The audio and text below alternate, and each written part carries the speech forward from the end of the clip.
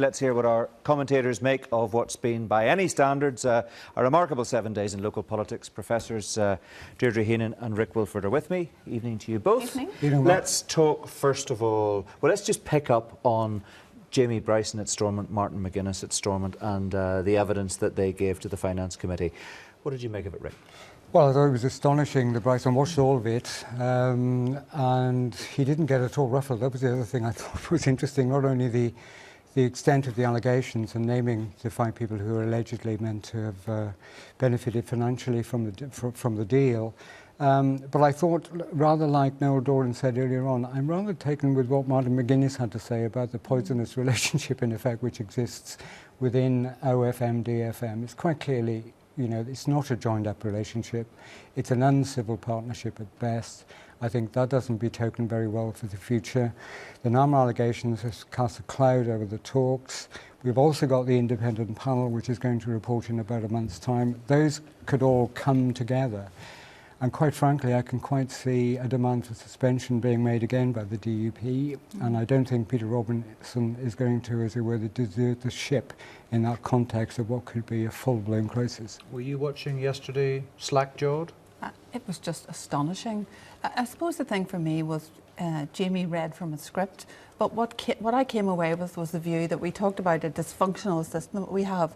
That committee was totally ill-equipped to question him. So clearly he had no evidence, or the evidence was very questionable, yet he was allowed to sit there. They didn't scrutinise him, they didn't ask him the questions. He was allowed to dodge the questions, and Peter Robinson referred to it as a pantomime. I think it made us a laughing stock. These committees are supposed to be a scrutiny measure to hold to account. They didn't perform, and well, they didn't. Their point, of course, was that he presented them with such a welter of information, they simply couldn't take it all in and ask constructive questions.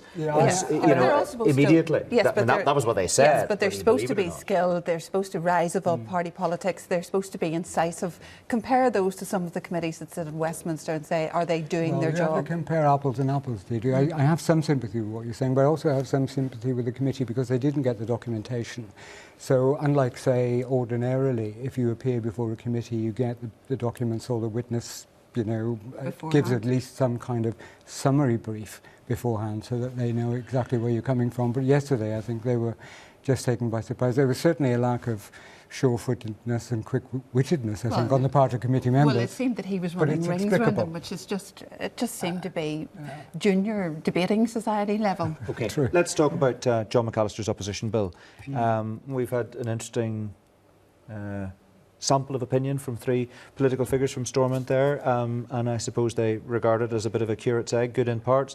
Does it make sense broadly to you? Of course it makes sense. I think in terms of an opposition bill, they're pushing at an open door. All of the political parties say they support it. I think the public in particular would support it.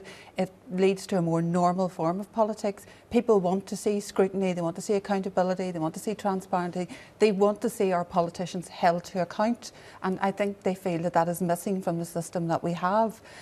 John McAllister's bill may be overtaken by what's going on at the minute. It's unclear how this is all going to pan out. But I think most people would be broadly in support of the idea of an opposition. Certainly since '98, or particularly since 2007, the Assembly has demonstrated it's capable of reforming itself. It's done it on a number of occasions.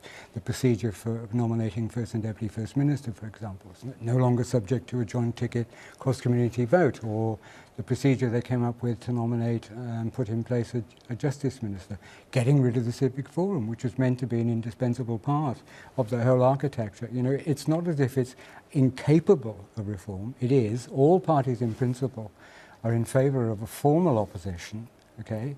But just to correct Jim Allister, we are not unique, because if you look just across Western Europe, Switzerland is an oppositionless democracy.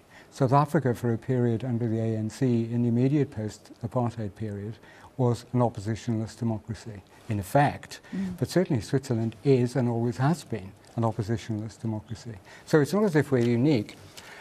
An opposition is not the magic bullet. It is important that if you will the end, you will the means. To make that opposition effective, you give it the resources, not only money, but also time, speaking rights and so on and so forth. You know, but there are bits in John's bill, I think, which are sacrificial lambs. But I think the key point, which he's pushing for, which is a formal opposition, I think is a worthy one.